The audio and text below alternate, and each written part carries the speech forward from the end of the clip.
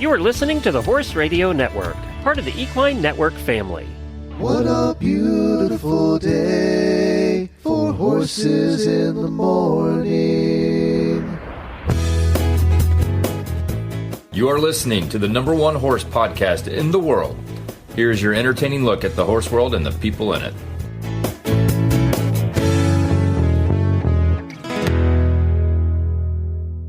I am Coach Jenn in Ocala, Florida.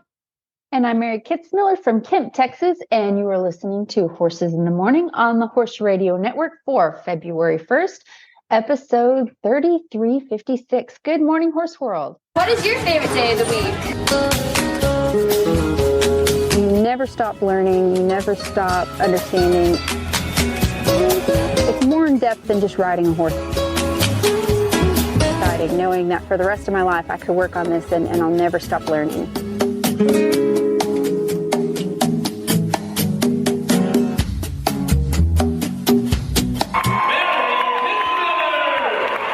Well, our topic today in the first part of our show is going to be chicken camp, which you attended in the Great Northwest. Was it cold during chicken camp?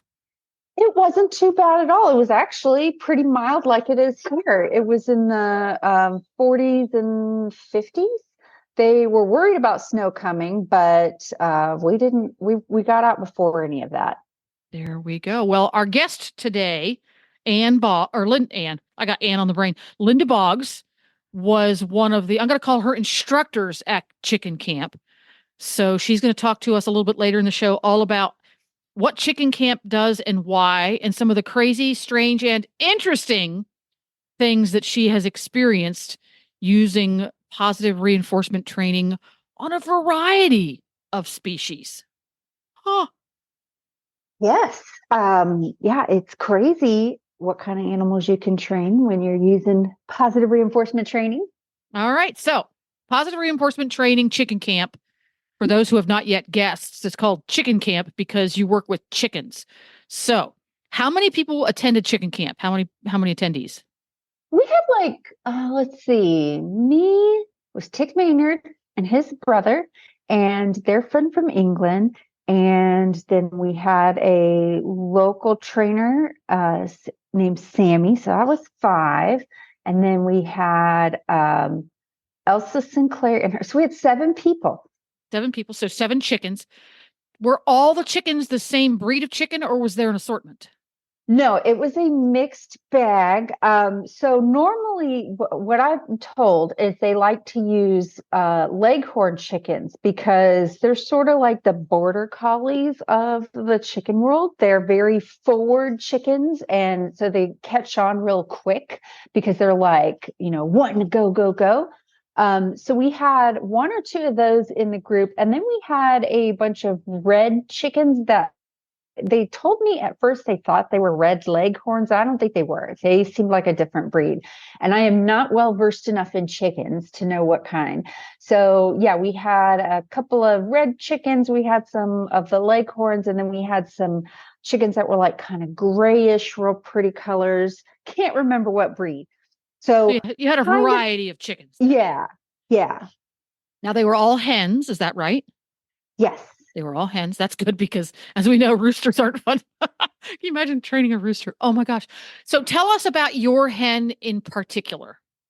So the chicken that I drew first was actually a chicken that knew a bunch of stuff already, and they were going to use her as a demo chicken. So I had to switch, and I got a chicken that hadn't been trained for really any behaviors.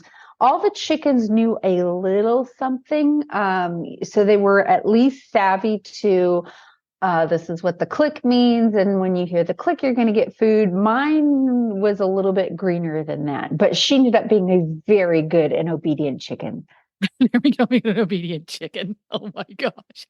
So the chickens have to be handled because you pick your chicken up and you put your chicken on this big table to do the tasks you're trying to teach it. So I'm guessing then that all of the chickens are used to being handled, and being picked up and put down a lot is no big deal to them. Yes. And actually that ties into one of the questions that I had about the camp is, where do these chickens come from and where do they go after? Because like, I like eating chicken as much as the next person, but I was going to have You an don't want issue. you don't want to eat a chicken that you know.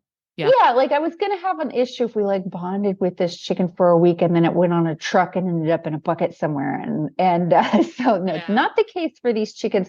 They are raised by a lovely family in the area, and the little girls in the family, they handle the chickens and make sure that they're used to people, and they take very good care of them. And that's, they go back when it's all said and done. So the chickens, So they're like a free range farm flock. Yes, not completely free range, because obviously I'm sure they have issues with predators, birds. So yeah, predators. But yes, yeah, they live on a lovely small farm up in the area, and so they have been handled. They know how to be held, and we did make sure the first lessons that we did get the chicken acclimated to the table, and we did have lessons in. So we each had our own chicken, but we partnered with someone, because while one person's training the chicken, you have the other person that is there to make sure the chicken doesn't randomly decide to jump off the table. And that person, your partner, is they're your coach. And so that person is in charge of going and getting your chicken, putting it on the table, picking up the chicken when the timer is done, sweeping any extra food that falls on the table, that kind of stuff. So it's all very controlled. And then you had a pen wrangler for your chicken. We did. Yeah, that's exactly what it was like. And yeah, and then that pen wrangler would also give you tips on, make sure you're feeding the chicken this way. And we did have protocols in place in case a chicken flew off the table, and so people didn't panic and everyone trying to run after a scared chicken. So anybody who's ever tried to catch a scared chicken understands why protocol needs to be in place. Yes. So we had, but luckily that didn't happen. All the chickens were pros. They knew where the food was coming, and there's no reason to jump off the table when you're getting fed on the table. Oh my gosh, that's funny. So it's you. So you are paired with a pen wrangler, but then the pen wrangler is also someone who has their own chicken, and you switch roles, right? Yes. So, and the chickens, so we would warm up. You have to warm up your chicken just like a horse. You don't want to just like having them doing advanced trigonometry first thing in the morning. So the first sessions would be 30 seconds. So you do 30 seconds call time, pick up the chicken, and then you would do 3 30-second sessions in a row. And then you would put that chicken up, and then you'd switch and you'd go get your partner's chicken. And okay, so that was one of the questions I had, is how long do you work? How long is a session? I'm going to use my air quotes, a session with a chicken. Was it always that short, or did it vary throughout the week? We did work up to a minute, but there were some cases as we're teaching our chicken to advance. There were some cases where we would let it go over a little bit because the chicken was like in the middle of doing a behavior. So you want to keep it really short, obviously they have really short attention spans, but something else is the chicken would after a while get full of food. And when they're full of food, they're like, I don't want to do it anymore. So you want to keep them nice and short, for the little chicken mind to work its best and to make sure they didn't get too full of food. That's very interesting. Yeah, a chicken being a chicken, I can totally see, because each time it gets click and it gets a food reward, it's going to peck out 1 or 2 crumbs of something. But it doesn't take long for a chicken, because their food all goes into their gullet first, and then from there it has to go into the rest of their digestive system, and that gullet gets full very quickly. It's very small. So that would kind of make sense, because the chicken would go, I don't really want to eat anymore right now. I'm kind of full. And if their gullet gets too full, it's bad for the chicken. So and the chicken knows that. So yeah, that kind of makes sense. Unlike a horse, even if you're feeding him something that's like, it's just okay, it's a hay pellet, he wants to eat all of it all the time. He doesn't want to stop. Yes, that's kind of an issue with horses. They eat until their feet fall off sometimes, and so we don't want that happening. Eat until your feet fall off. Describe a horse. It eats until its feet fall off. Yes, pretty much. Yes. Now, were there different? What were you using for the food reward? What was that? Just these little egg layer chicken crumble things. Oh, so it's just chicken feed. Yeah. Okay. Yeah. And we did have, like, if you really wanted to make your chicken extremely happy, we did have some mealworms as well. So like if it was a brand new behavior, maybe your chicken was having trouble kind of really getting it, you could use because they love mealworms. So you did have what is referred to in the community as a high value reward. Yes. Yes. And obviously those chickens were familiar with what a mealworm is. Anything that's creepy crawly and still creepy crawly gets a chicken really excited. For somebody who's not chicken savvy, if you have any kind of a grain or seed, the chicken goes, yeah, that's cool. I'll eat that. But if it's a creepy crawly bug, the chicken goes, woohoo. Okay. And a Yes. mealworm is great to use because it's not going to fly or crawl away. No, these were very dead mealworms. Yeah, but because you could still. The chicken will eat any bug, but you want one that's not going to crawl away during. Exactly. And that would have been a little much for me personally. Yeah, a little much. So how did, for anybody who's not gone and watched the video that we posted the link to before, how did you give them the treats? Was it something that was in your hand? Did you put it on the table? Yeah, so we had this, it looks like a little measuring cup with a handle on it. And that we would fill that with food. And then that actually had a clicker attached to the handle. And, the whole reason we're doing this is to be better trainers ourselves with other animals. So part of the whole process, other than getting the chicken to do X, Y, or Z, is to learn your mechanics, because that is something in clicker training, especially with horses, I think it's often overlooked. It's very important when you click, how you present the food, when you take away the food, what happens in between, because there's a lot of factors. So we did have drills where we practice with our partner pre-chickens, so the chickens aren't out yet, where you would we would have like our partner, we would put a little poker chip, which was part of the things that we were teaching our chickens to do, on the table. And then the partner would have a pin in their hand and act like the chicken pecking the target. And then, I would learn as the trainer to click at the correct time that the pin hits the target. And then you have to present the food in a certain way, because if you do it straight out from your body and then you bring the food straight back to your body, your chicken gets more oriented to you and not the task, because they're like, oh, I know you've got the food in your hands. Ooh, and so ding, ding. Light bulb moment for Jen, because that's going to apply to a horse too. Sure. Oh, yes. It's really important. And this is something I've been training horses for like 10, 15 years with clicker training. I constantly have to go back and remind myself of the mechanics. And it seems really boring and tedious, because what I really want to do is go romping through a meadow and jumping all the jumps at Liberty and all this stuff.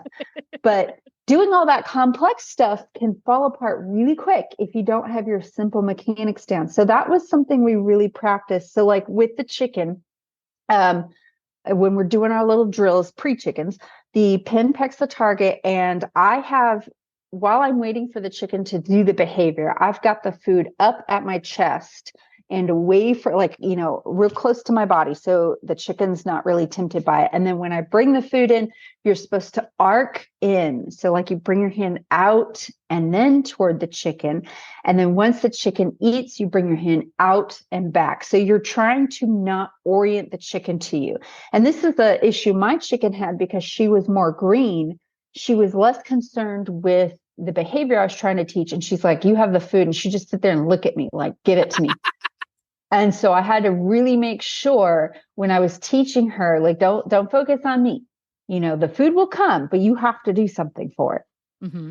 So the next question, of course, is during your practice with your chicken analog, also known as your pen wrangler, she taps the poker chip. Do you click immediately the moment you hear the tap? Yes. Okay. So having a clicker in your hand, or any kind of marker signal that you're using, but think about it like you were holding a camera and you've got your finger on the shutter button. And with the moment you press that button, you are capturing that moment in time. So that's why using that clicker gives you an incredible amount of precision. But it's also very easy to capture the wrong thing. So if my chicken goes peck and then I wait a second and then click, they might understand what I just clicked, but it's not going to be as sharp as if I clicked correctly. Or so if the chicken pecked and then the very next thing he was doing was looking at you and you were a little bit late with your click, he might say, oh, when I look at you is when I get the click. Aha. Exactly. Or let's say he goes to peck. So I'm thinking he's going to peck the target, but he pecked the table instead. And I clicked. Uh-oh. Well, I've just clicked him for pecking. And that might not be a bad thing. At least I'm capturing him pecking. And, maybe then the next time I can get him to orient to the target. But that's why that's the whole reason for the camp is, you're working through those mistakes and getting your timing. And other animals like dogs can connect the dots and go, oh, I know what you really meant, and figure it out for us. But that chicken really needs you to be on point with how you're marking that behavior. So with the different chickens, I'm guessing that they are at the same family farm. So they're all from the same flock, and each chicken worked individually. You never had two chickens on a table at the same time. Correct. Okay. So the next thing is, did everybody at chicken camp have a similar level of experience with positive reinforcement training, or were there different levels of knowledge? So it was really interesting because when I showed up, I didn't think the other trainers had that much experience with clicker training. And you could probably say that in that there weren't really clicker trainers. But I was really impressed. Everyone had a really solid understanding of behavior and behavioral science and really out of the box thinking. So I'd say we were all pretty well matched as far as having the language to understand how to build behaviors and how to mark behaviors. So people came from different walks of life, different training styles, but everyone had a really solid understanding of the science behind it. And so I learned a lot from watching other people as much as I learned from training my own chicken. That's true. And just like every other aspect of our horse life, understanding the theory, even if you understand it really well, and then actually doing it are two different things. Yes. And that really shows up when, we would switch between, we'd do upstairs, which was the classroom area, and we're doing PowerPoint and listening to the definitions. And then you go downstairs and it's like, oh, it's a little harder to put into action than I thought, which was why we were there. We were learning. Put it into action. A little harder than I thought. Always. It's always, you go to the clinic and you're so inspired, especially if you go as an auditor, any kind of a clinic, you go as an auditor. So you're not actually riding your horse. And you're so inspired. And then you go home and you try to put this stuff into action. 3 out of the 5 things that you took away from that clinic and that you try to actually implant into your program, 3 of the 5 will be, oh my God, it sounded so easy. The other 2, that's at least in my experience, has been that kind of a ratio when you go home. Yes, I've dealt with this with colt starting clinics or riding with guys who are just amazing at starting horses. I've ridden with a few who the whole weekend was so magical, and the colts it was just so amazing, and we got them to do all these things, and I'm like, I figured it out. I'm the best colt starter in the world now because I went to this clinic. And then I get home and promptly get bucked off because I'm like, wait, I'm missing something. Exactly. I need to go to another clinic. All the time. Yeah. I figure I'm lucky if I come home from a clinic with one new thing that I retain. Obviously, I learn much more than that, but usually my brain can handle like one concept that will keep me going for a little while. Yes. And I've discovered later in life, again, me and all of my siblings were all very late bloomers when it comes to brain power, that it's the global things that you take away from clinics and seminars that have the most impact. It's not how to get your left leg on the horse for movement X, Y, or Z. It's usually the global things. Instead of get my left leg to this position during a shoulder in, it's be cognizant and more aware of my balance and potty position so that my left leg can work. It's more those global type concepts. But just like I suspect most people, when you go to a clinic, you want to take away, oh, that's how you do a shoulder in. Because it worked beautifully. And throughout the clinic, the hook kept getting better. And I was getting soft steps and my horse stayed through. And then when you go home, if you didn't really grasp the global idea, the theory that created that beautiful shoulder in where your horse stayed through, if you didn't grasp that part, you're not going to be able to repeat it. Yes, exactly. Yeah. And that's the beauty of this style of training, this positive reinforcement and marker training, is when you understand how animals learn and how to put together a behavior, you can train anything you want. And there have been times when I'm clicker training something with my horse where I had never taught this behavior before.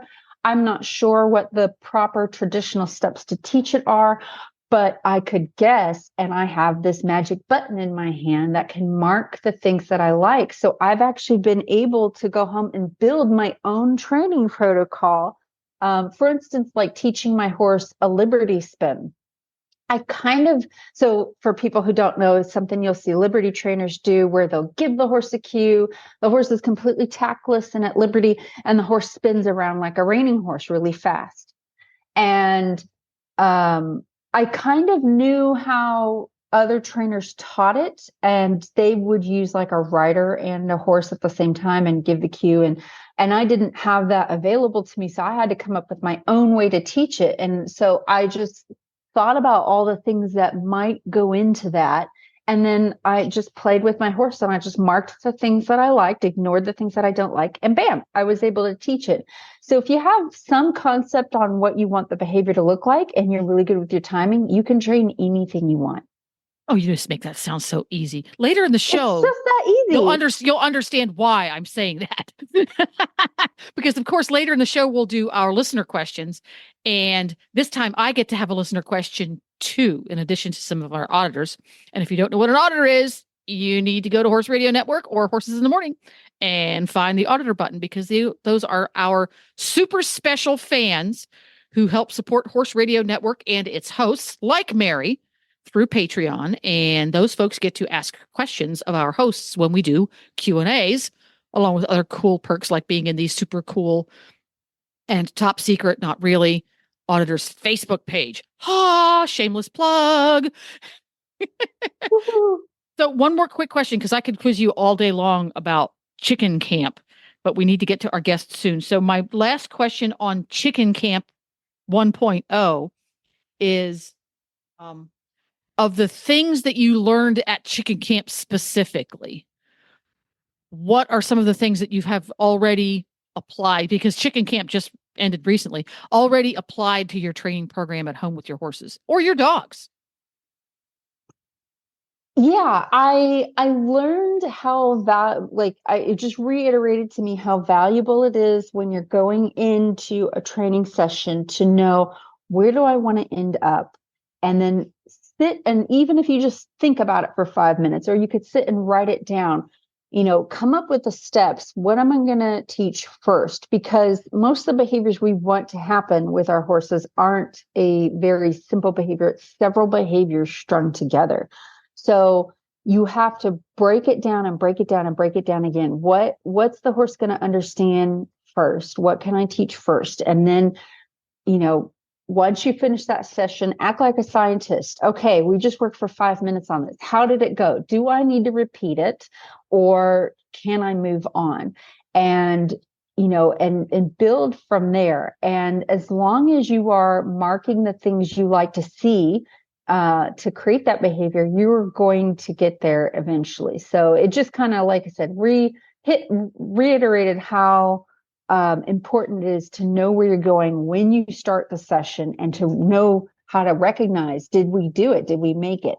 It seems very simple, but sometimes we just go head first into try to train something and aren't really sure what we're asking our animal to do. Oh, yeah. It's my daily existence. Yes. Well, someone who really does know what's going on and what they're asking of their animal, whether it is a chicken or a horse, or as we will discover shortly, many others, we're going to welcome our guest. Train with top hunter, jumper, and eventing professionals anytime, anywhere with Practical Horsemen on Demand. Your membership gives you access to hundreds of how-to training videos taught by top-level hunter, jumper, equitation, and eventing pros.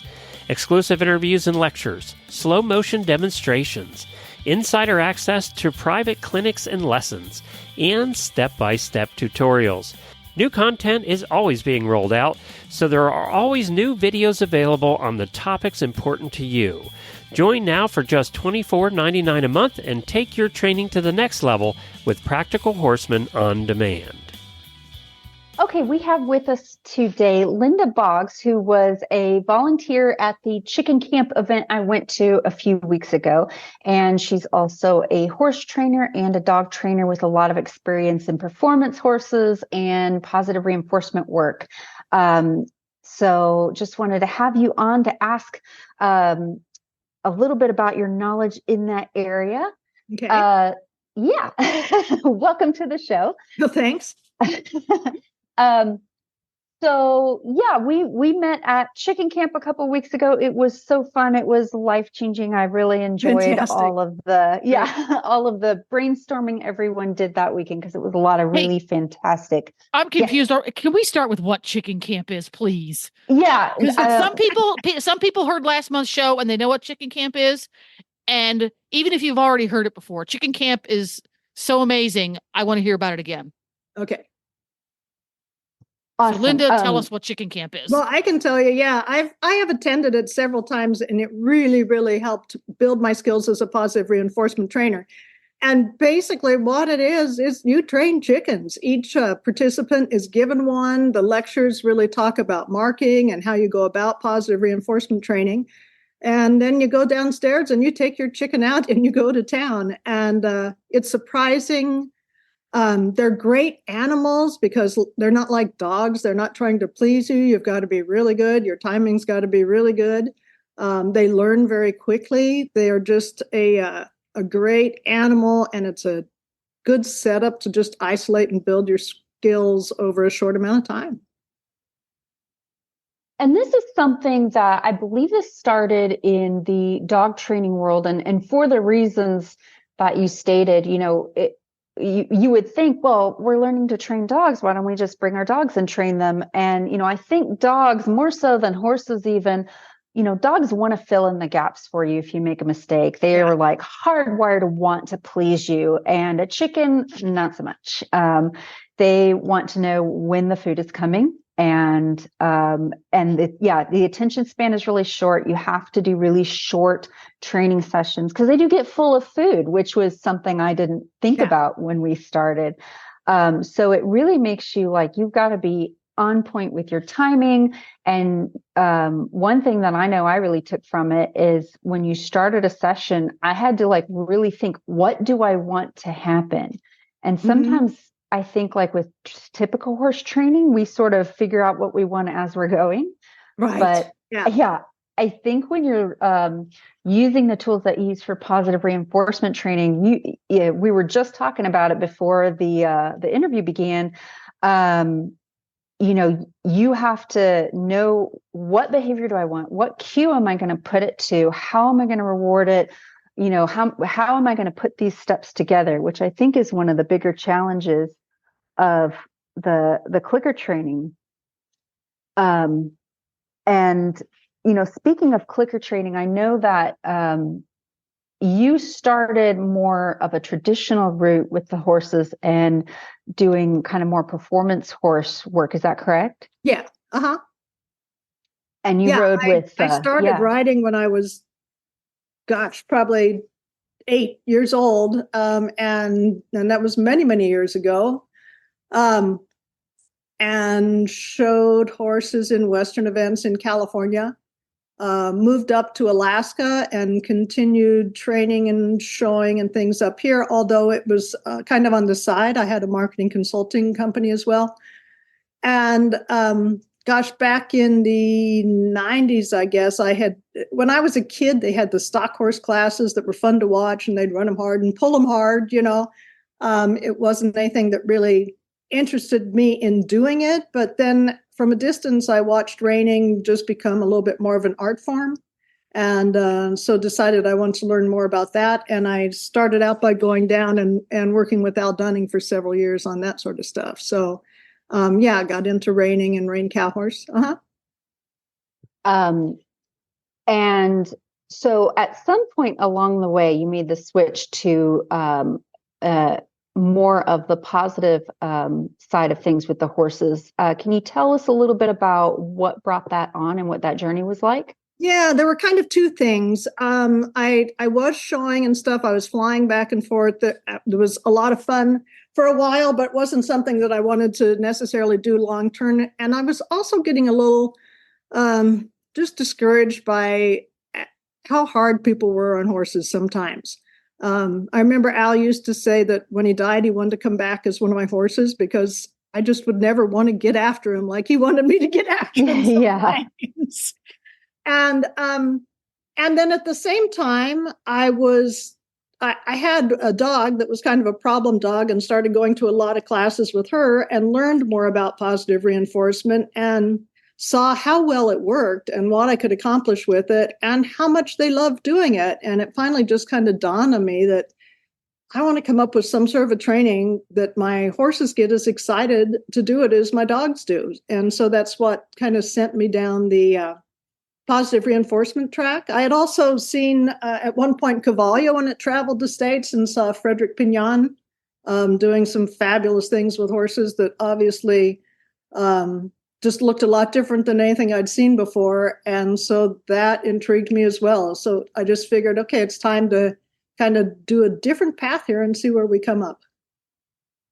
And that actually brings me to my next question.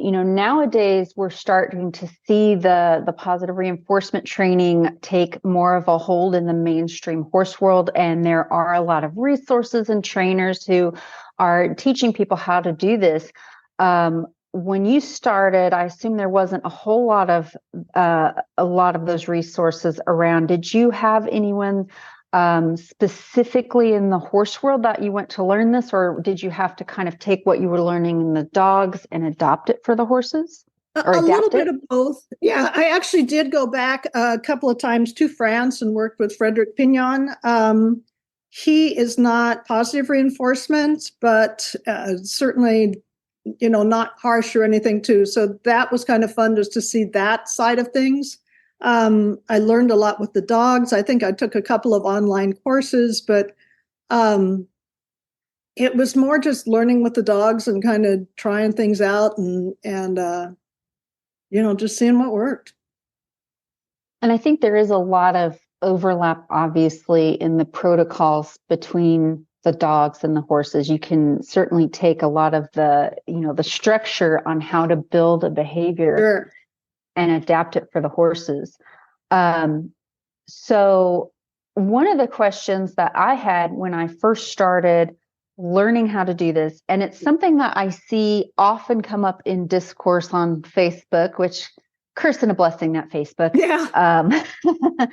is I will see trainers give their take on what their interpretation of positive reinforcement is. And one of the criticisms that I see a lot is, oh, well, they're just doing it for food. My training is a bond. We've bonded together, but what you're doing, yeah, it's okay. It's cute, but they're only doing it because you're giving them food. And the kind of gist of it is like, it's somehow not as genuine, and that, yeah, you're just bribing the horse, or, you take the food away and it's just all going to fall apart, or it's going to create more problems.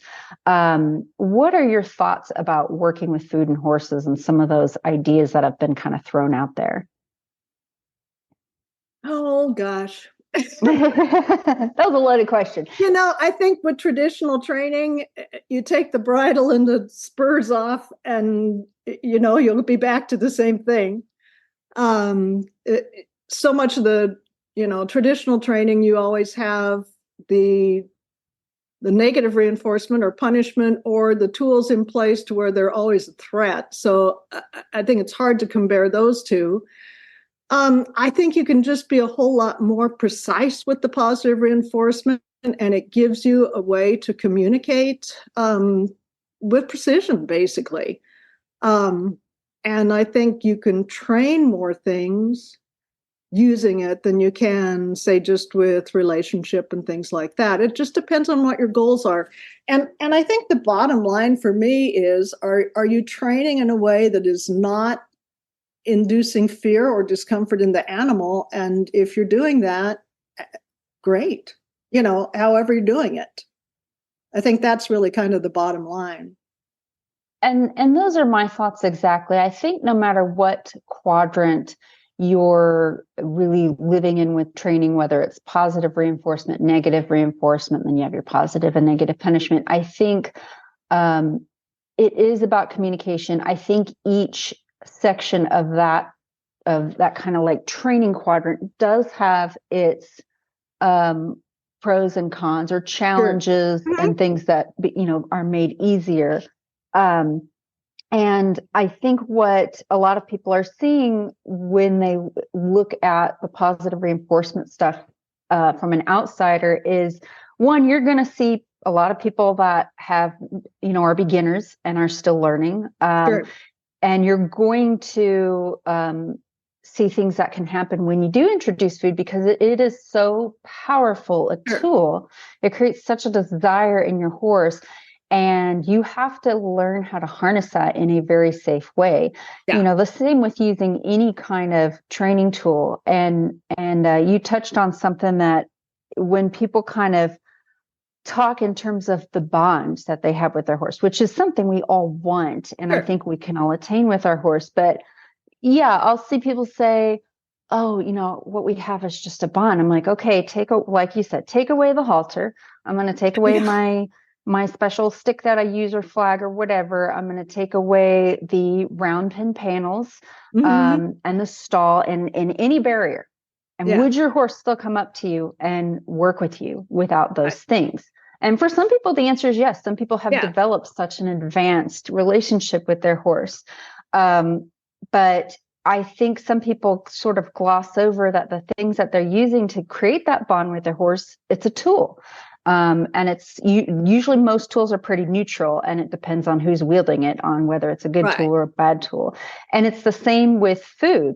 I also use a halter, and I use whips, and I use those things to help me communicate with my horse. And I use food and a marker signal.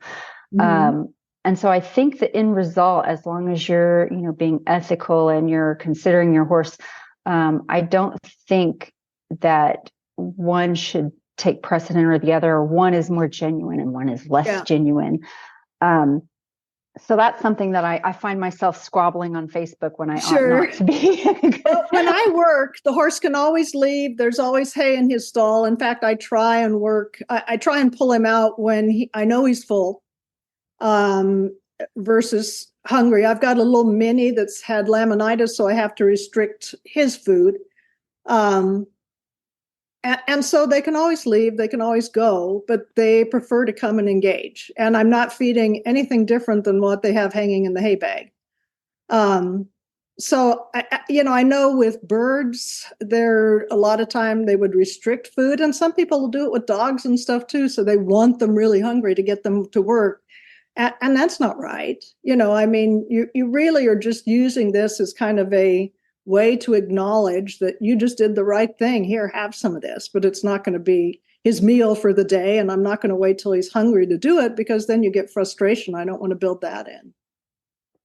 Yeah, I think in very rare cases, like with a horse that maybe has had some trauma or, like a wild Mustang that's learning to trust people, that's when I'll use like the really yummy, amazing, you're going to love this type of food. But almost immediately, I'm backing it down to, those, what we call the low value food, which is, I use Timothy grass pellets as my main thing, because if you are always feeding them like the super expensive molasses oat treats, for horse, that's just insane. And it's not good for them either. It's just kind of an acknowledgement, a token that that was it. Good.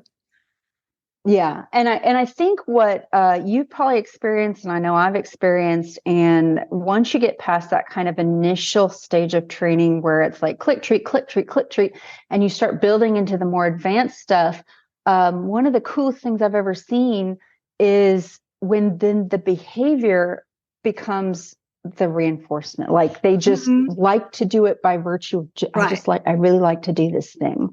Yeah. Yeah, and that's been paired with reinforcement so much that, like you said, it becomes self-reinforcing. There's a lot of things that we do with the dogs, that, little behaviors that you can throw in a obedience pattern that, they've just done so many times, it can kind of help pick them up again. But no, that's fun when they do that. Yeah, and you can train secondary reinforcers. You can, you can train things like that specifically, kind of with a plan where you pair it enough with the reinforcement and then you let it become kind of a marker. It can wear out quickly, but it can save you too at times. Yeah, and that's something that I didn't really start discovering till I really got into positive reinforcement. A lot of the beginning stuff is you training one behavior and you're going to click every time you see that behavior, and you're going to reward every time you click. And that's sort of like the baseline. That's just getting you started and teaching the horse the language. And then we get into really cool things. And we did this actually with our chickens in the camp, where you chain, and I know dog trainers, it's really big in the dog world, is you start chaining behaviors together. Can you explain a little bit about what that looks like when you do maybe 2 or 3 behaviors in a row? Yeah, well, chaining behaviors, I did put together something for the International Liberty Horse Association a couple of years ago in their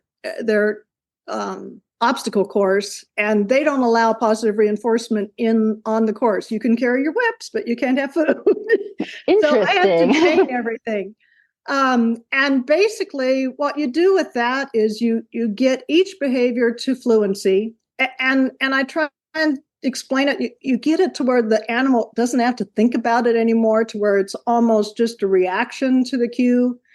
If they're still having to think through what they're supposed to do next, you're going to get into trouble. So you get each behavior to fluency, and then you start grouping a few of them together and reinforcing at the end. And you always make sure that the last behaviors are the strongest. So as they're going through, it's actually getting easier and easier and easier for them.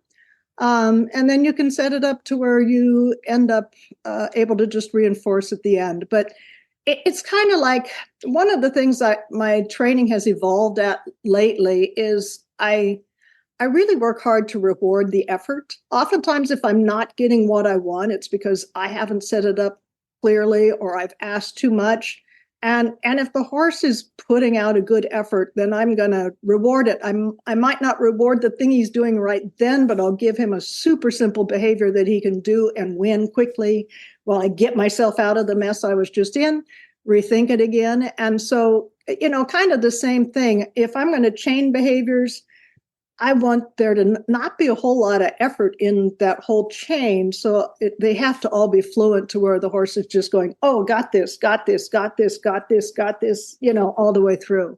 So it's an art, and it's not necessarily easy, but when it all comes together, it's really a lot of fun. I think that's like one of the most rewarding things about training in this style is when you're putting all the little bitty tiny steps together, it can seem really tedious. Like it's going to take me a year to get this done. And it feels that way because you're micro shaping. You're not just, for instance, I want to get my horse on the trailer. That sounds like one behavior, but it could be thousands.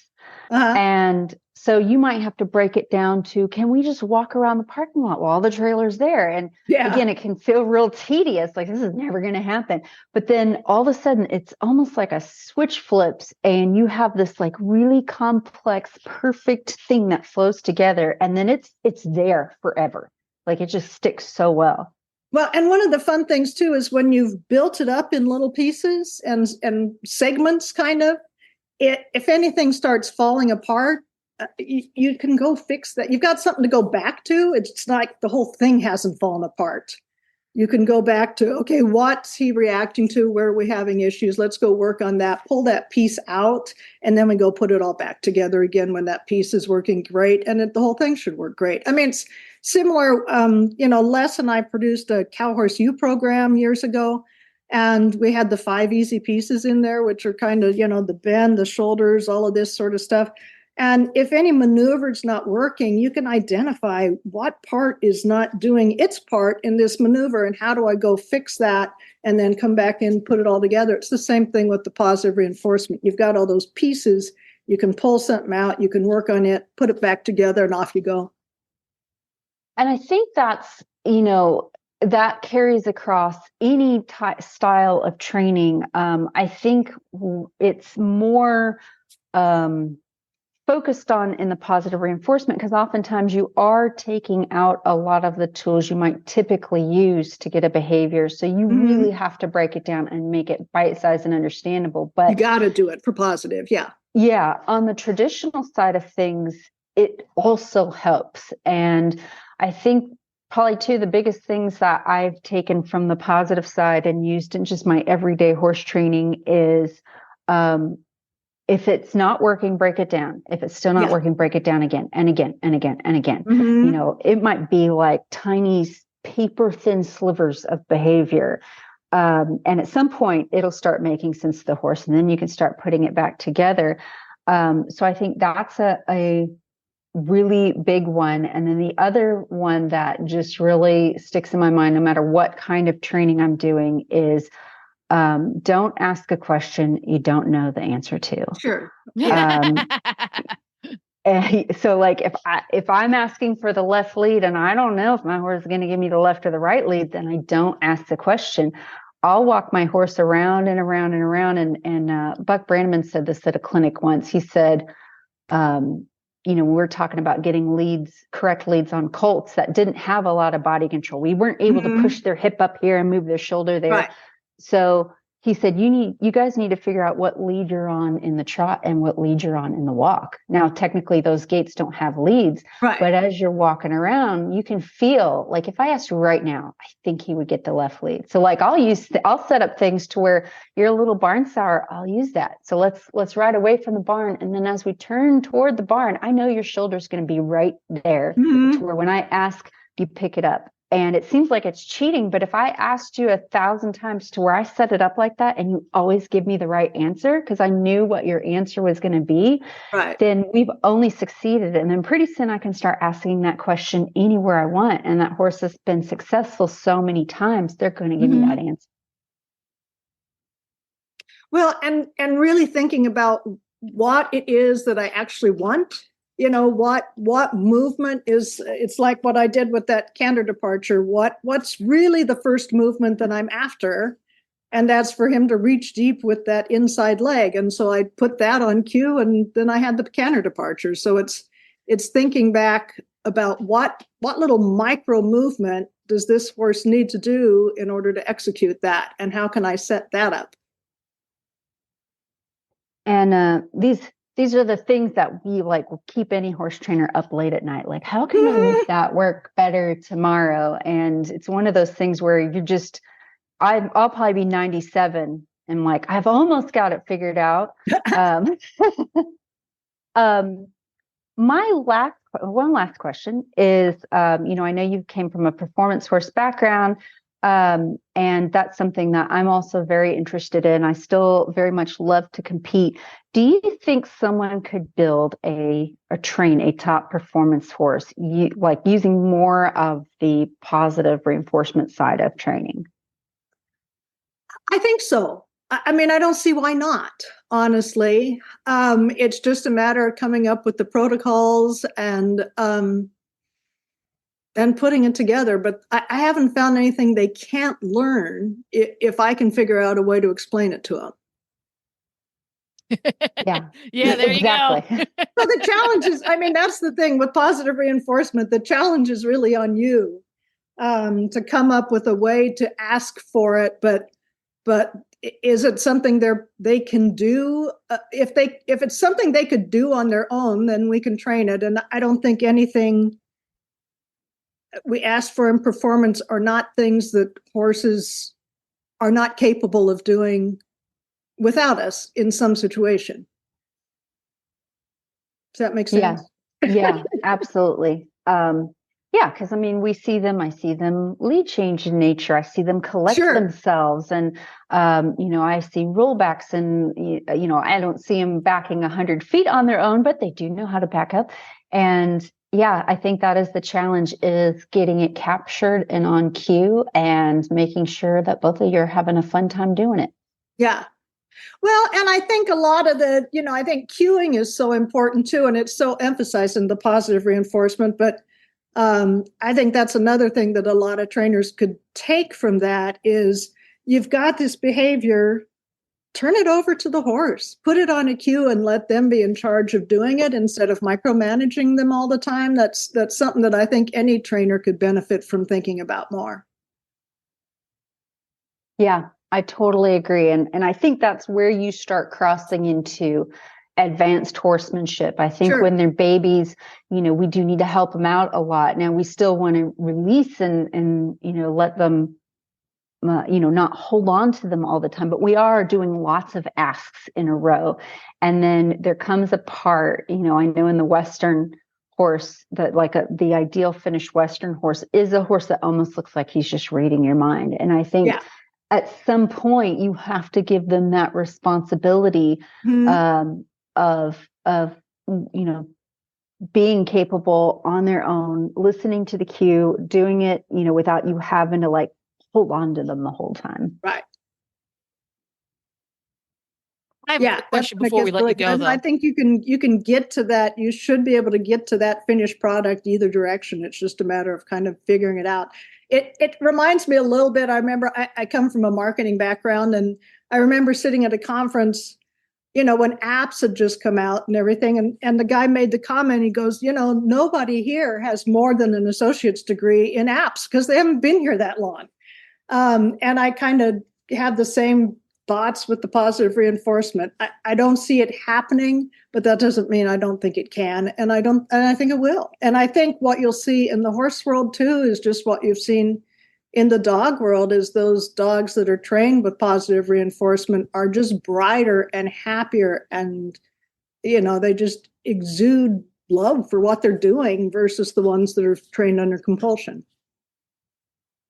Yeah, I absolutely agree. And it is still kind of brand new in the horses, in the scheme of things, when we look at the history of horse training. Yeah. I have a question before we let you go, though. Linda, because I didn't get to attend chicken camp. Okay. And when Mary explained what chicken camp was, of course, it had never even occurred to me that the species that you're training, it makes a difference what that species hardwiring is, where they follow on I'm going to use the traditional intelligence scale. Sure. When you first start working, because you've worked with dogs, you've worked with chickens, you've worked with horses, have you worked with other species too? Not as well, some. Tell me some. I'm curious. Oh, goats. I've got a pair of ravens that I'm working with. Oh my gosh, ravens! How cool! They're wild. You've worked with lots and lots of different species, and they're very different. It's not like you've worked with dogs and wolves. Very similar. You've worked with lots of different things. When you first start working with these different species, is the initial work with the animal where you teach the animal what the clicker means, is that universal? Does that always look the same? Pretty much. Yeah.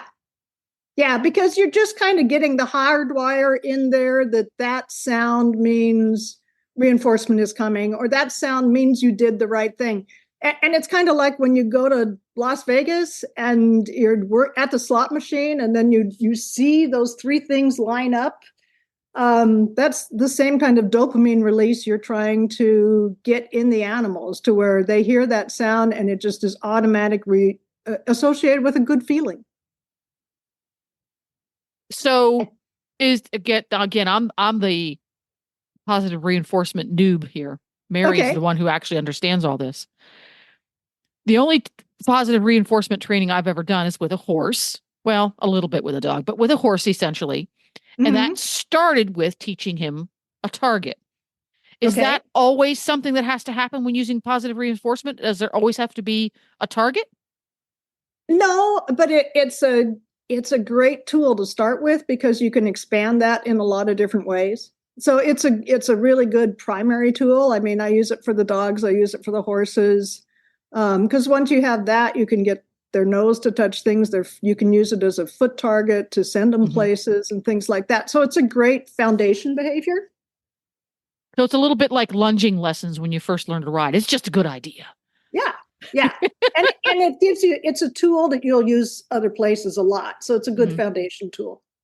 Cool. Well, Chicken Camp. Oh my gosh, Chicken Camp. Thanks for coming on the show and spending a few minutes with us and telling us all about Chicken Camp and how. Another thing I wanted to throw out with the Chicken Camp is that one of the neat things about it is that if everybody came like with their dogs or with their horses, every horse would be at a different level. And the fun thing about Chicken Camp is everybody starts at the same place. You have these animals that you can confine pretty well. It's not like goats or sheep or something like that. They can go in their little crates. And when that chicken goes on the table, everybody's pretty much at the same place. And that's one of the things that makes it neat for the program. And I think also it can bring to the fore, because we as horse trainers, we invariably leave holes and gaps in our horses' training as they move up the ladder. Sure. And if everybody starts out with the same blank slate, any gaps that you've got in your skill set, which you've of course put onto your horse, they're going to show up immediately. So it's not a case of I'm not getting my left lead canter because me and my horse never figured out how to keep from falling onto our left shoulder on a turn. That's irrelevant, because everybody has to go through every step. Right. Yeah, that's interesting, because that could be really, at a global level, very, very enlightening for any trainer at any level to be able to spot those gaps in their education as far as training behaviors, because horseback riding is nothing more than training behaviors. Right. Well, and for looking for those gaps, I know, like with my own horses, it's especially before, it would be a matter of take the bit off, do the same maneuvers in a halter or a neck rope or something like that, and see where I have trouble, because wherever I have trouble there means it's something that I missed or I let the tools pick it up for me, and it wasn't complete. So, it's fun to just kind of take those tools away once in a while and see what you got. Yeah. Well, pretty cool. Great find, Mary. Thanks for going to Chicken Camp. No problem. Yeah, it was a lot of fun. And as far as everybody with an even start, it's kind of like the Road to the Horse type thing, where they all get those colts and have to go to town with them. It's the same thing with the chickens. Everybody starts at an even level and gets to work together. So that's fun with that program. For first-time horse owners and new riders, finding the information and support you need can be challenging. That's why Equine Network has partnered with Sentinel and Absorbing to bring you My New Horse. From important horsekeeping information and how-to videos to social media communities, exclusive experiences, and more, My New Horse is your one-stop shop for riders of all levels and disciplines looking for easy-to-understand horse care information and guidance. Start your horse ownership journey today. Visit mynewhorse.com. Gosh, now my head's bursting. My head is bursting after chatting with Linda for a little bit. So I'm gonna make you talk for a little while longer, Mary, because we do our auditor questions. I mentioned earlier in the show how you get to ask questions by being an auditor, and you chose just a few for today. What are we going to start with? Let's start with, since we're on the positive reinforcement train, a question from Jen, and it is balancing positive reinforcement and negative reinforcement training. She says she has a very confident. Stop there. Let's explain very briefly the difference between positive reinforcement and negative reinforcement, because it can be confusing. Yes. Okay. The difference between positive and negative reinforcement, contrary to what some may believe or what it sounds like, it's not good versus bad. Think of it as in math terms. So with positive reinforcement, I am adding something to the equation, positive, adding to the equation to let the horse know what you did was good, you should do that again. With negative reinforcement, I am taking something away. So negative, minus sign. So negative reinforcement is something that most horse people are familiar with because it's pretty much the backbone of traditional training. So you might have heard it used as a term of release of pressure. So when the horse does the thing, I release to let him know he's done a good job. So an example of this might be, I'm trying to soften him to the bridle. So I pick up contact with my reins. That's the pressure. The horse goes, I feel pressure. I'm going to soften into this pressure. And then when he does that, I release with my hands to tell the horse, good job, you did really great. So that's most horse training right there. Positive reinforcement, again, I'm going to add something. So let's say I do that whole thing again. I ask my horse to soften, and then I release the pressure when he softens. There's my negative reinforcement. And then I scratch him on the neck in his very favorite spot to let him know, that was really good. I'm adding a reward to that whole equation. So when someone says, I only use positive reinforcement training, I call BS on it, because I don't think it's possible to live in a world with your horse where you're not using some sort of negative reinforcement. If I'm walking with my horse along a path and I all of a sudden turn left, my horse is going to feel pressure on his halter and go, how do I get rid of that pressure? I'm going to follow my owner. We're going to pause right there, and we'll have this discussion on a different show. We could talk about this. Yeah, I could go on. I could go there for the difference. And there is positive reinforcement, negative reinforcement, positive punishment, negative punishment. They're different things. All four of those are different things. So negative reinforcement is not the same as positive punishment. Exactly. You try to eat grass, I kick you.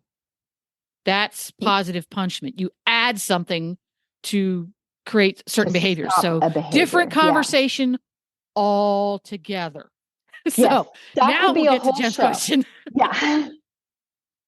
So Jen's question is about balancing those two different types of reinforcement. And her issue that she's having, she says, I have a very confident filly who offers what she feels is the correct behavior. And it's typically something that I rewarded yesterday.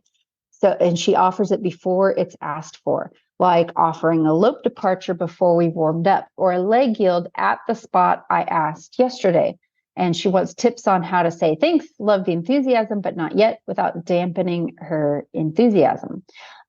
She's so happy to show me what she learned and wants to keep that going. And that's pretty typical when you're using positive reinforcement, is the horse is like, man, I really liked what happened when I did that lope departure. So I'm going to do tons of lope departures and hope I get tons of food. So there are several ways to work with this.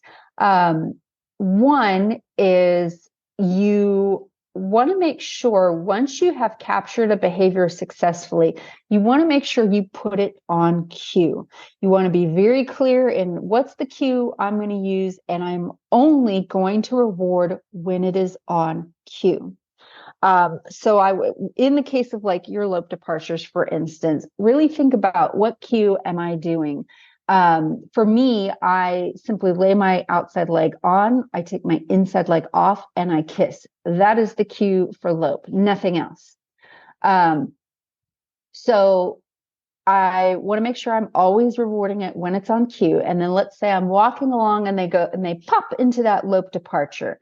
I for the most part, ignore it. I will gently guide them back down to a walk and then just continue my walk. And they might do it 3 or 4 or 5 times. And each time I go, no, thank you. I gently draw my reins, bring them back to walk, and then continue walking. And it might take some time. But usually if you're very good at only rewarding on cue, they will learn to only offer it when it is cued. So that's the simple way to fix it. And if it is something that I cannot easily ignore, I will redirect and say, why don't we do this instead? And then I can reward for that. So it's pretty much as simple as that, is to make sure you know what your cue is. Once you've captured the behavior, then it's time to put it on cue and say you only get rewarded when it is on cue. And then ignore everything else within reason. You can also redirect when they are not, like if she's continuing to lope off, if she's just loping and loping, just redirect and say, hey, why don't you give me a nice backup instead? And the other thing is, when I first train a behavior, I do want it to be kind of routine and predictable in a pattern so that it's easier for the horse to offer it again and again and again. But when my horse, and no matter what kind of training I'm doing, this will happen. The horse gets used to the routine, and then they walk by a gate and want to side pass to the gate, or, they're trying to give the behavior, where they think you're going to ask for it. So then I will become a very unpredictable trainer, and I'll say, this ride, we're not going to lope at all. Or, like I know she asked about the leg yield. I will completely throw that leg yield in anywhere. So I'll start being unpredictable and unstructured with where I ask for it, to where I'm keeping that horse guessing. So he's like, I really don't know where she's going to ask for this. I guess I better listen to what she's saying. Mm-hmm. Yeah. And that's interesting. There's a name for it in training and teaching science. But for example, if you have a behavior that you can use that the horse also likes to do, that will make it less likely or impossible to do the thing. So if there's a particular place that horse wants to offer a leg yield, and you can anticipate that, if you're doing something that the horse is going, I'm not going to try to leg yield while I'm doing this in that place. For example, if he wants to leg yield and you're actually making a circle the opposite direction, he's not going to try to offer it. Yeah, and there's a name for that type of behavior, and I don't forget what it is. And I can't remember what it is. So if your horse wants to put his head down because you've taught that cue, asking him to do something that he wants to keep his head up, he's not going to put his head down. So that's one of the things that can be really, really useful. And something that I have found useful for Nigel in particular is I try to make sure, because he tends to get a little bit amped up when he's doing his R+ training, because he goes, oh, I'm so excited to get a treat. And it's usually behaviors that he enjoys doing that I use it for, because I use it as a confidence building tool for him. I make sure that he's been offered the opportunity to physically get all warmed up, and I'm going to say tired out, but he's not tired out. But to get that mental and emotional energy out, give him opportunities to do that. So I might go out and long line him. I might take him out and go for a really long walk in the woods. Walking in the arena does not have the same effect, so that's not going to be what we do. But it might be that your filly could benefit from those things. I never take him out and put him on the end of a lunge line and let him run around like an idiot and blow off steam. It's not the same thing. Yeah. Giving him the opportunity to warm up his body and take a deep breath a couple of times and relax and go, I'm ready to think about it. And but combining those two techniques might really go a long way for your filly to help be more focused when it is time to do the focus and that kind of thing. And I'll add one more thing to that. If you feel like when you're using the positive reinforcement training, your horse is kind of like real frenetic in their energy and they're just offering tricks, offering, and they just feel really electric, you may want to consider lowering the value of your rewards. So like if I was giving my horse really expensive Tractor Supply treats with all the oats and the molasses and stuff, maybe we go and change to grass pellets. So it is still something that they find rewarding, but not something that just makes their brain go crazy.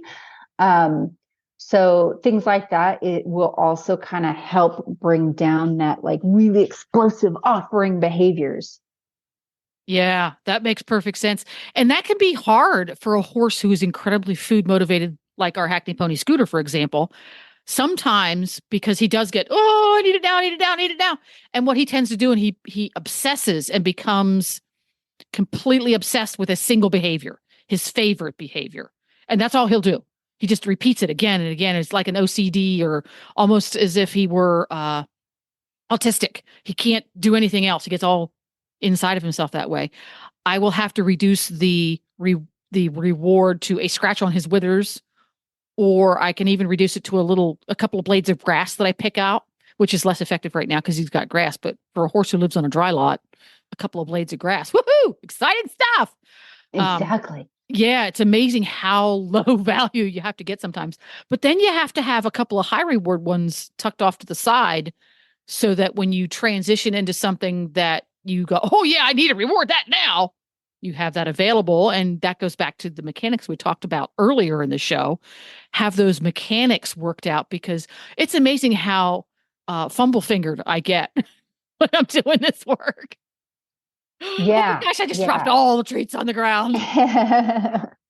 Exactly. Yes. It's one of those things where it's just that simple and just that hard. Just that simple and just that. Great, great stuff. Who else do we have a question from? We have one from Robin, who says that Corinne, and I'm not familiar with this discussion in the auditor group, so I don't know who Corinne is, but I would say that Corinne is her daughter. Okay, I figure that might be the case. Yeah. So she has trouble keeping their horse in a consistent canter, and she's worried she will not be able to canter the 20-meter circles in her upcoming dressage test. So that's typically something that I experience when I'm starting colts, especially your horses that maybe they're learning, you're conditioning to build up the muscle to be able to do this beautiful collected canter for a long period of time. That can be really difficult for some horses. And what I have learned to do in this case is, in your mind, you might be thinking, I want to canter a 20-meter circle, because that's obviously upcoming in your test. But for some horses, that's quite a lot of cantering. So what I will work on first is, can we get to canter? Can we get to the canter? How easy is it for me to get to the canter? Oftentimes, if I'm working with someone who says, I can't keep my horse in the canter, and I tell them to ask their horse to canter, it takes a monumental effort to even get to the canter. So if that's a problem, that's what we have to work on. And then sometimes with that same horse has difficulty getting into the trot and getting into the walk. So sometimes we have to start all the way back at the beginning and say, can you walk? Can you do a big, beautiful extended walk without me having to prod you the whole time? I find many horses that have difficulty keeping a canter also have difficulty giving me a quality walk. So be mindful of that when you're working with your horse, and make sure those lower gates are working. It should be easy. It should be like driving a sports car versus a VW Bug that needs some transmission work. I should be able to go through those lower gears smoothly and easily without having to poke and prod at my horse. So if I feel any of that in the lower gates, that's where I go. Let's say your walk's great, your trot's great, and you're trying to work on your canter. So I will work on maybe trot to canter transitions to start. And I want it to be very, like I said, I want that horse to just flow into that canter. If I ask them from the trot to canter and they give me that pogo stick, big old trot, trot, trot, trot, trot canter, I'm going to keep going trot, canter, canter, trot, trot, canter, canter, trot over and over and over again until that smooths out. Once I have that going for me, I will do. Stop there for a second. Don't lose your train of thought, because I've experienced this. And what tends to happen, and this is very, very common at those introductory levels in dressage, in that the horse can canter a 20-meter circle, the horse can trot a 20-meter circle, but it's that in-between part, getting between the two gaits. And if you start with a crappy canter, you're going to have a crappy canter throughout. Exactly. So, and for some horses, the crappy canter cannot be maintained. But after Mary's finished, there is the opposite side of that equation. Go. Yes. So yeah, once I have trot to canter, canter trot all working, then I will do it from the walk. And in order to go from a walk to a canter, they really have to drive with that hind end. So that's something I want to practice to help condition my horse. And the other thing I want to add in, and this is something that some dressage riders have a challenge with, I do this on a loose rein. I'm talking loose rein. When I am thinking about having a collected canter, there's got to be a lot of things working in order to get that horse in a collected canter. Their back has to be lifted. They have to be driving from the hind end. Their shoulder needs lifted. They need to have softness in that head and neck and jaw. And if you are trying to collect your horse and then get them into the canter, to me, that's advanced. So until I can get this gait ironed out, loose rein, you can have, a short enough rein to direct and control your horse, but I don't want hardly any pressure on his mouth while he's cantering. He needs to learn how to find his own body, and then we can start putting all the pieces together to get some collection. But especially going from a collected walk to a collected canter is to me, like I said, it's pretty difficult. It'd be like asking me to hold a plank for a minute. I can't do it right now. I have to build to it. So all of this nice, loose rein, don't touch their face. Don't touch their face. Yeah. You can use your reins to direct them onto that circle and to keep them from running off. But other than that, don't try to collect them. So once I get those transitions, I can go walk to canter, canter, walk to canter, canter, walk. And that's all nice and smooth and effortless. Now I can start to put duration.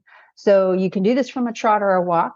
And let's say I know my horse cannot hold 10 strides at the canter. So I'm going to lower my expectation. And, maybe I'll start with some horses. I start with, 2 strides. I'll go, oh, you did 2 strides, go back down. And then once they get that consistently, go 1, 2, 3 strides, and then go back down. Then 1, 2, 3, 4 strides, back down. 1, 2, 3, 4, 5 strides. And you see where I'm going with this. And then, pretty soon you get a quarter circle, a half a circle, a whole circle. And when your horse succeeds, let's say you get that 10 strides in a row for the first time without having to kick and prod at your horse, when they make it, especially if they give you a big effort like that, I'm going to break them all the way down and let them sit and soak. And this is also something it's not commonly practiced in the English world as far as I'm aware of. Oh my gosh, you gave me 10 strides in a row. Let's take a nice break. Let's not continue to canter. You just gave me a big effort. So let's just sit here and loose rein. I'm going to play on my Facebook and you just kind of go on screensaver for a bit. Have a little rest. Maybe we'll walk. Yeah. When I give my horse a little break during a ride and I put my hand down loose rein, my horse knows I'm not going to fuss with them for a minute. They can just stand and just soak in all the good energy and relax. And that's very important with a horse that has trouble with things that require energy and effort, is they really need to just sit and soak for a moment. Physically, they need to recover for just a little bit. Mentally, they need to recover for just a little bit. And they need to know that if they try, I'm going to repay them. In some cases, let's say I've had horses that oh my God, even cantering 1 stride is just not going to happen. And then when I get that first canter stride, I get off, I pull that saddle off and I say, see ya. I don't care if I've only been on him for 5 minutes. You gave me a big effort. We don't need to do any more today. We'll come back tomorrow and start again. And it's like you're depositing money in that bank of goodwill between you and your horse. Like, you give me an effort, I give you a release, I give you a reward. So build from there, 1 stride, then 1, 2 strides, then 1, 2, 3 strides, then 1, 2, 3, 4 strides, until I can canter several 20-meter circles easily without having to kick and poke and prod my horse. Then I can start thinking of doing things like getting inside bend and getting some softness. When you add the softness, this is the last thing I'll add to the question, to my answer. When you start thinking of adding softness and collection, I do it from a downward transition first. So I'm cantering on a loose rein, and in order to slow my horse down, I will pick up the reins and collect them into the walk or the trot. And so I'll pick up on the reins, wait for them to break down into the gait I want, and then I will continue to hold the contact until they soften. Then I go back to loose rein. So you're doing collection into the downward transitions first. That is easier for the horse than trying to get them to collect upward. So once I get that going pretty good, then I will, as I'm cantering, start to ask for softness. So I'm cantering on a loose rein. I'm going to pick up and collect them a little bit for a few strides and then release, and then collect for a few strides and then release. Once I get that going pretty good, and then they can maintain the collection on the circle in the canter, then I will start thinking about collecting them at the walk and pushing into the canter, if that makes sense. That makes absolute sense. That makes absolute sense. Process. All good advice. Absolutely. All good advice. It's, and by changing criteria, reducing criteria, if the horse struggles with a canter, the gait is one criteria. The forwardness of the gait is another criteria.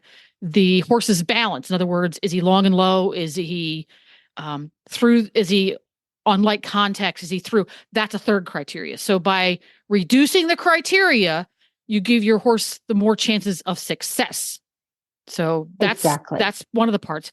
And another part that I always focus on after many, many, many years of teaching many, many, many students, and I would get this comment all the time. I would have student A working in the arena and student B watching. And student B would say, what did you see? What was the horse doing that made you tell the rider to do that? Or why did you tell the rider to do that? And I said, well, I told the rider to do that because I saw the horse doing something. I saw the horse struggling to maintain the canter. So that told me that the rider was doing or not doing A or B, and that's why the horse wasn't carrying the canter. So for a rider who is riding on a horse who is at this level of its training, and I'm a little bit familiar with Joey because Joey's been around on the auditor's Facebook page for many years since the beginning of his career. We know that Joey enjoys cross country. Joey has no trouble at all galloping. And his gallop is at a training level gallop. He's not galloping like a 3-day event horse or a Kentucky Derby winner. He's gallumping along the gallop that Mother Nature gave him. No trouble at all with that. So I would suggest to rider Corinne, when you're doing your flat work, when you're doing dressage, keep yourself in a cross-country mindset. I'm cantering towards a cross-country fence, not towards X. And what that's going to help do is going to help your body ride him more forward. I could spend an entire month's worth of riding lessons telling you to where to put your heels, where do you put your knees, where do you put your hips, whether or not to soften through your shoulders and all those things. But riding in a galloping forward cross-country mindset will do all those things in one fell swoop. So when you're doing your canter work, sit up tall and say, I'm cantering forward towards a jump, not towards X. And when you're doing that, you're also not focusing on criteria. You're not focusing on whether or not he's bending to the left or the right. You're not focusing on whether he's on the bit. Because when riders who are in conscious competence, riders who have to think about where they're putting all their body parts, what happens is their brain becomes overwhelmed. They're trying to think of so many body parts. After a while, it all becomes muddy, and that affects the horse, especially a thoroughbred. He doesn't want to gallop forward and correctly or in a frame if the rider's body is what he calls interfering with him. I learned all these things the hard way, by the way.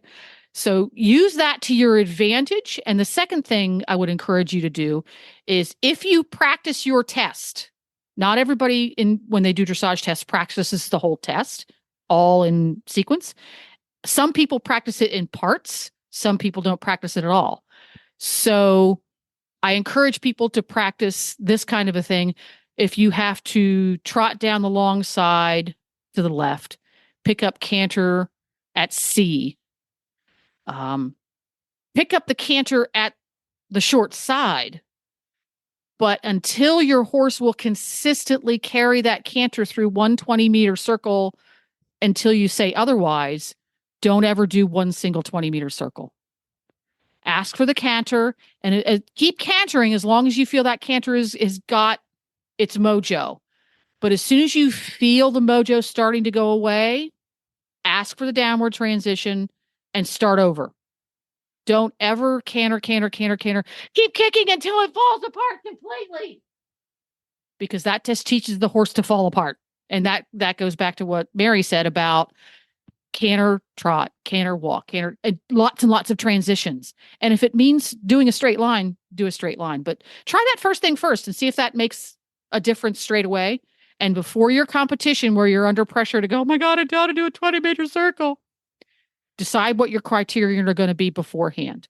Before you start that test, probably the day before, the week before, am I going to sacrifice everything in order to keep cantering? In other words, if I need to stand up in my stirrups, grab a chunk of mane, and click at him to keep the canter so that he keeps cantering happily, to make that decision, because you're going to get penalty points like crazy, but you're going to keep the canter. Or is your criterion going to be, I'm only going to canter as long as he stays balanced and on the circle? Well, then if you get 3/4 of the way around the circle, you feel it falling apart, you're going to have to say to Joey, oh, come back to a trot. You're going to get penalty points like crazy, but decide what those criterion are going to be for the day. End of lecture. Yeah. Ooh, good stuff. Good stuff. I love doing this. Right? I can talk about teaching riders without having to get cold. Yeah. Only I can solve my own training problems. I'm really good at other people's. Yeah, I know it's so much, but it does give us the opportunity to re-examine what we're doing. And that was something I enjoyed when I taught a lot, was like, oh, I could take that away for me. Oh, interesting. Because it helps you think outside the box a little bit. It does. It does. Yeah. It does make your brain work. It does make your brain work. And now it's my turn for my listener question. I'm part of the auditors group too. And it's about duration for a behavior. One of Scooter's favorite things is his target. And we use the target a lot for him because it's something that Glenn can do. It's a behavior that Glenn can use, is target. What I struggle with him is the fine line between touch the target, click and get a reward. He understands that. I have trouble with him staying on the target, adding duration, because what will tend to happen is he'll stay and then he'll leave and I won't click because I don't want him to leave. And then he'll go back to the target and I won't click him because I don't want to just stay there. And then he loses interest. That's no fun. So what am I doing wrong? Okay, so the behavior you're wanting to get is for him to stay with his nose on the target for a set amount of time, correct? Yes. Okay. So this is something that I will use a lesson that I learned from Alex Curlin. She calls it 300 peck pigeon. And the gist of why it's called 300 peck pigeon is, and it's been a while since I've read this excerpt from her book, but so I think they did some sort of animal behavioral science test with pigeons where they were trying to get a pigeon to peck a target.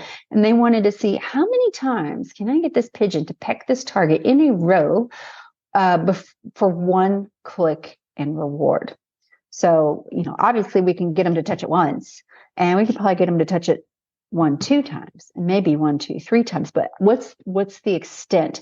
And what's the limit of that? And they found the number to be 300. They could get a pigeon to sit and peck a target 1, 2, 3, 4, 5, up to 300 for a single click and treat. And I don't know why they were doing this. I don't know what kind of science this was, but it's just always stuck in my head as a way to build duration in your behaviors. Because like we were talking about with the last question, we know we could probably get this horse to canter, but a whole 20-meter circle is a prolonged amount of time. How do we get it all to happen without the horse breaking down? And this is the foundation of training any behavior. So where I put this practice to like literal use is in my ground tie. I'm wanting not simply for my horse to I used a mat and I taught my horse to put his front feet on the mat. And I didn't want him to just put his feet on the mat and then walk off after 2 seconds, because then the behavior is useless. And the horse I first taught it to was a young, rambunctious colt. So standing still for him was like, I don't want to. So outside of hobbling him or tying him up, he was not going to want to stand for very long. So I was very methodical about it. I knew, first I would say with him is I would make an educated guess. How long do I think he can stand there and touch that target before he gets bored and walks off? Maybe it's 5 seconds. That might even be pretty generous. So if I know after 5 seconds he's going to leave, I have my baseline for where to start. So I did this with my ground tie horse. He knew how to put his front feet on the mat, and I knew that he would stand for a few moments before getting bored and walking off. So I knew probably 5 seconds. So I started with 3 seconds. So I put him on the mat, and I added a cue that meant we're doing this now. So I would, my cue for him was I'd run my hand along his face and say, whoa. And that became the cue for we're doing ground tie now. So I'd start putting a cue for your target. So you could say touch, you could say target, whatever you want. That is a clear signal to your horse. This is the thing we're doing.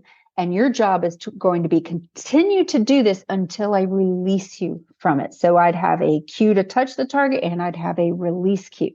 Some people use the click as a release. Like once you hear the click, the behavior is over. It's totally up to you. I'd just be consistent with it. So I did this with Guthrie, put his feet on the mat. I'd say, whoa. And I counted 1, 2, 3. If he stayed on the mat, click and treat. I also came up with some ground rules ahead of time. What behavior am I going to allow that will still get a click and treat? So this was in the middle of summer when I did this with Guthrie, and he's a very itchy horse. He doesn't like flies. So sometimes he would stomp his feet on the mat. I was like, that's fine. Or he would scratch his legs with his face. As long as you sit down the mat, fine. You do not have to be a statue. I also allowed him to correct himself. If he took his foot on the mat and immediately put it back on, that is also allowed. What I do not allow, or what I will not reward, is him just leaving the mat. So, have some ground rules. Like, let's say he moves his head away from the target, but then goes right back to the target. You may decide that's acceptable. I will accept that. So once you have those ground rules established, I counted my 3 seconds, click, treat. Now that he does 3 seconds, the new rule is 4 seconds. So after I clicked and treat, I would then give the cue again to signal we're starting the behavior. This is new behavior. We're starting it over again. And then I counted 1, 2, 3, 4. If he stayed still, click and treat. Now that you've done 4, I know we can move on. So then I go 1, 2, 3, 4, 5, click, treat. Give the cue again, 1, 2, 3, 4, 5, 6, click, treat. I got him up to, my goal was 300, but I only ever got up to like 186 seconds. Actually, I was using steps instead of seconds. So like I would walk around as we did this. But I would count my steps, 1, 2, 3, 4, 5, 6. And I got up to 186 before I kind of went on to other things. Because if he could stand there for 186 steps, that's a long time. That's a really solid behavior at that point. So that's what I would do with him. And let's say we built up to 9 steps, now 10 steps, now 11 steps, now 12 steps, now 15 steps. And one of those times, let's say our goal is to make it to 15, and at 13, he leaves. What do? Do I punish him? No. I put him back. Went and grabbed him. He had a halter on, and I led him back to the mat. and I gave the cue to stand again. He did not get a reward for going back to the mat. So I'm not going to reward you leaving and coming back. So I would so no reward because you did not make it to 15. I put him back on the mat, gave him the cue to stand still, which is the whoa cue, and I'd start again. And it might take several times of 1, 2, 3, 4, 5, 6, 7, 8, 9, 10, 11, 12, 13, 14. Oh no, he left. Put him back, do it again. Put him back, do it again. Put him back, do it again. Once we make the 15, I might jackpot it. Like, oh my God, you finally did it.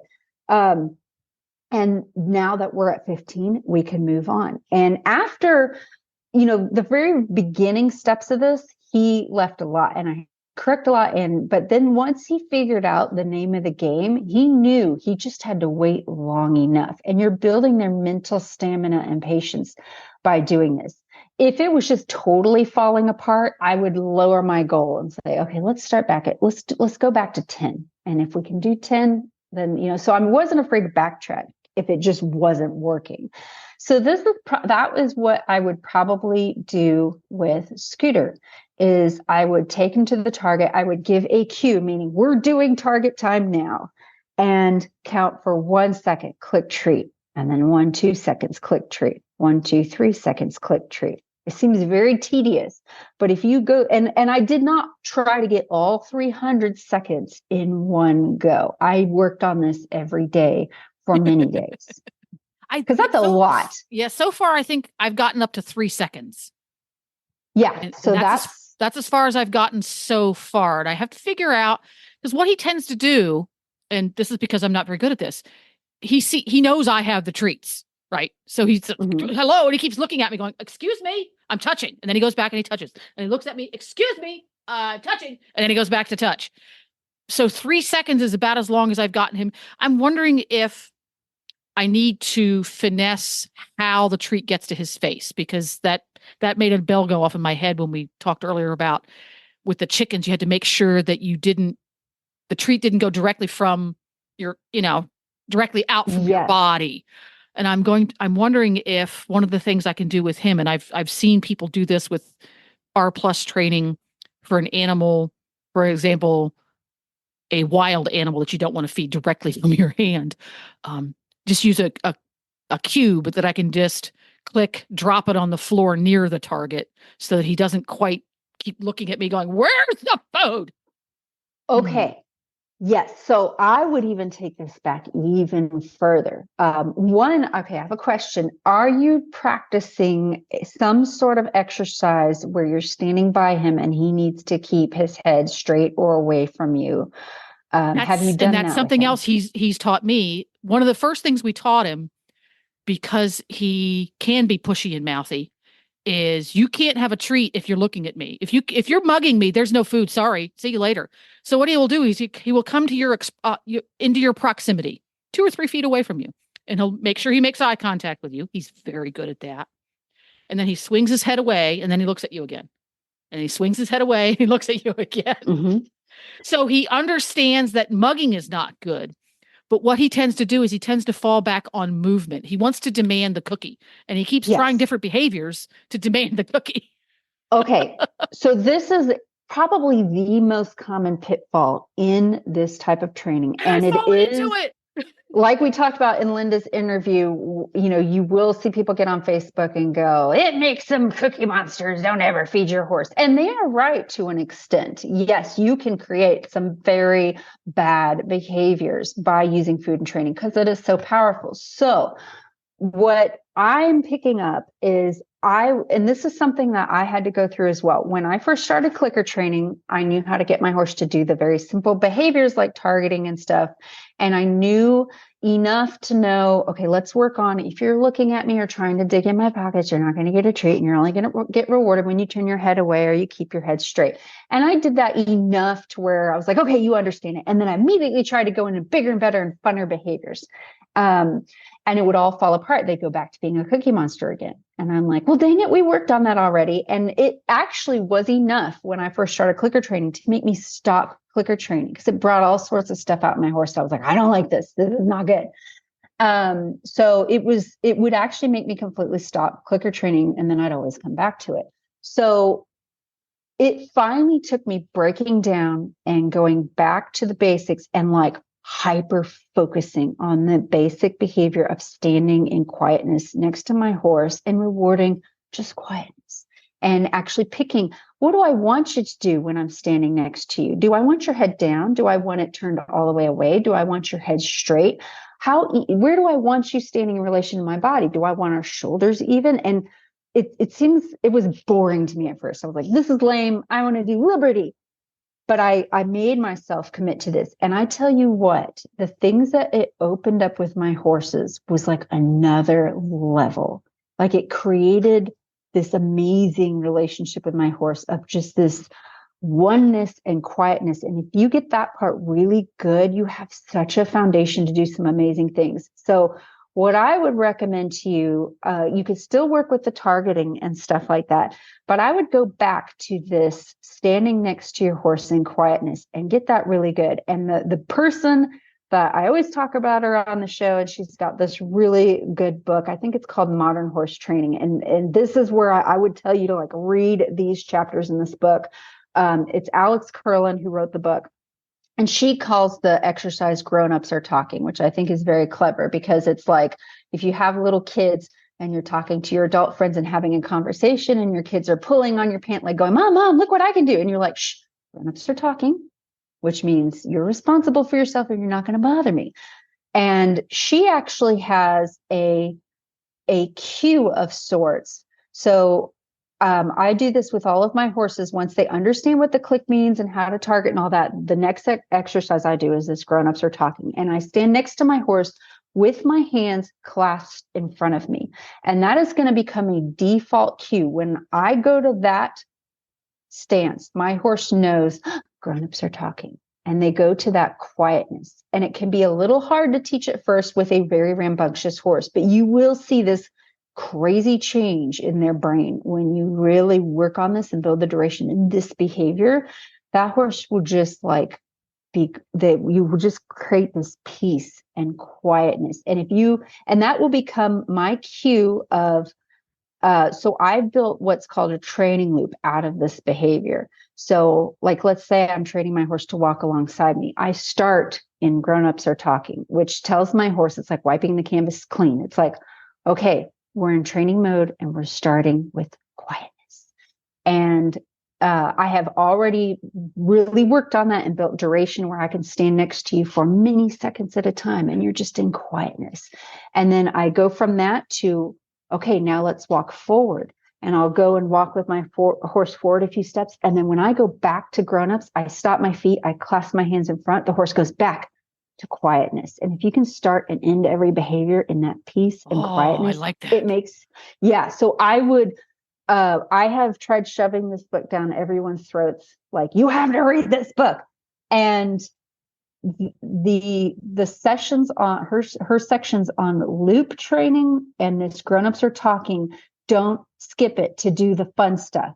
Don't be like me with my ADHD. It's just like everything else. You have to go through training level and wear the boring old black jacket before you get to Grand Prix and get to wear the tails. It's just the way it's not good enough that your horse knows to throw his head to the side to get a treat, because as soon as you start adding more complexity in your training and bigger, more energetic behaviors, they'll go right back to that cookie monster brain of where's the cookies and looking at you.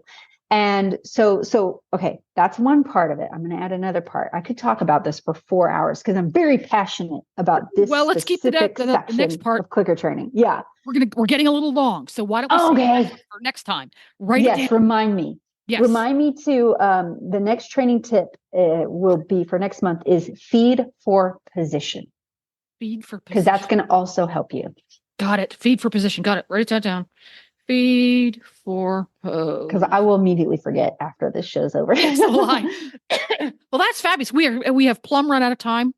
So once again, thanks for hanging out. If you want to be one of Mary's quiz masters, you need to go to Horse Radio Network or Horses in the Morning and look for Horses in the Morning's auditor link. It's always floating around there somewhere. I'm not going to say where it's at because it changes every few years and you might be listening to this show in 2028.